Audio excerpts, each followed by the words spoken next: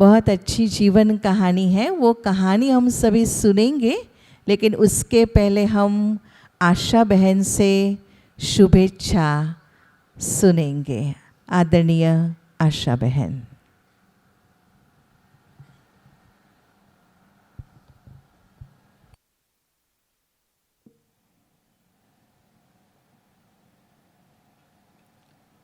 ओम शांति।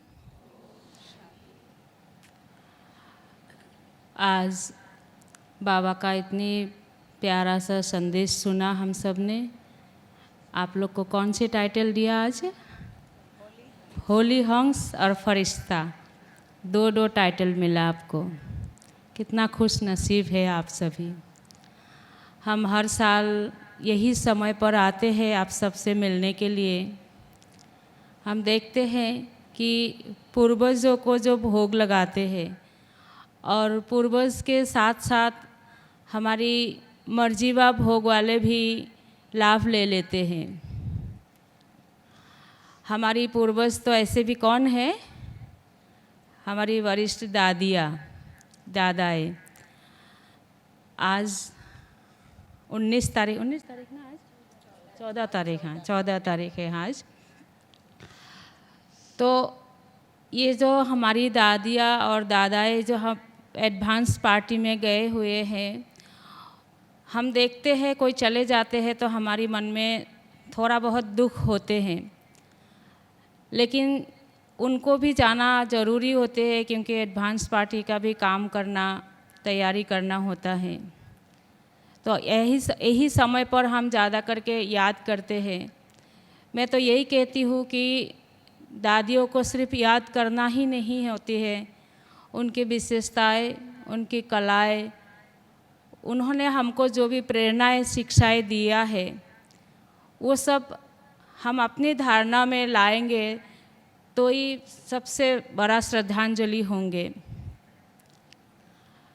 तो जो भी हम दादियों से सीखा है, जो भी दादियों से पाया है, सबसे बड़ी बात तो ये है, आज दादियों ने इस यज्ञ की स्थापना की। बाबा ने तो किया ही है, बाबा के साथ दिया है दादियों ने, दीदियाँ ने। और उन दादियों ने जो भी स्थापना में इतना मेहनत करके, इतना सहन करके, इतना लोक लाज की बातें सुनते हुए भी इस यज्ञ को इतना आगे बढ़ाया है, वो तो बहुत बड़ी बात है।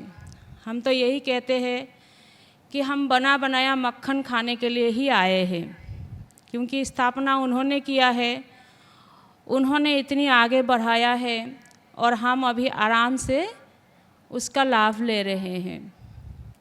अभी भी दादियाँ भले चले गए हैं, लेकिन स्थापना के कार्यों में उन्होंने एडवांस पार्टी में बहुत सारे कार्य कर रहे हैं। हम सभी यही सोचते हैं कि अभी तो विनाश होना चाहिए। कुछ समय से पहले से मुरली में यही आ रहा है कि बच्चे बाबा को पूछते हैं कि कब विनाश होगा, 10 साल, 20 साल, कितना समय के अंदर होगा। लेकिन बाबा क्या जवाब देते हैं? आप संपन्न बनेंगे, आप समर्थ बनेंगे, तब हम तो तैयार ही है। इस संडे का भी मुरली में बाबा ने यही कहा, आज ही शायद कहा कि पर्दा उठाने में टाइम नहीं लगेगा। लगेगा टाइम बाबा को पर्दा उठाने में, लेकिन हम संपन्न नहीं बने हैं, इसीलिए बाबा रुका हुआ है। बाबा पिछले मुरली में भी यही कहा था कि आप अगर श्रृंगारते हुए कुछ पाउडर आदि लगा रहे हो और आप पर्दा उठा दे तो क्या होगा? अच्छा लगेगा? तो इसीलिए हमारी श्रृंगार जो देवी गुणों का श्रृंगार है, वो इसी समय ही हमको करना है। उसी श्रृंगार करने के साथ ही हम बाबा के साथ साथ जा सकते हैं। परसों की मुरली में ने बाबा ने कहा, कल भी कहा, या तो श्रृंगारते हुए जाएंगे या तो सजा खा के जाएंगे। कैसे जाएंगे? श्रृंगारे हुए जाएंगे। कहीं भी जाना होता है, बाहर जाना होता है, हम क्या करते हैं? अच्छे कपड़ा पहनते हैं, अच्छे जेवर पहनते हैं, अच्छी चप्पल, अच्छी पर्स लेके निकालते हैं बाहर। ऐसे ही बाबा भी हम सबको इसी तरह तैयारी करते हैं, तैयार करने बोलते हैं कि आप जो भी बाबा ने देवी गुण दिया है, उस सारे देवी गुण हमारे अंदर हो तो ही हम बाबा के साथ साथ चल सकते हैं। अगर थोड़ा बहुत कम रहेगा तो हम पीछे पीछे जाएंगे तो सही, लेकिन पीछे पीछे जाएंगे। इसीलिए हम यही थोड़ी समय में यही कहेंगे कि हमको जो दादियाँ दीदियों ने सिखाया है, वर्तमान भी सिखा रहे हैं और सीखते ही रहेंगे, और वही शिक्षाएं, वही प्रेरणाएं लेके हम आगे बढ़ते रहेंगे। ओम शांति। बहुत बहुत धन्यवाद।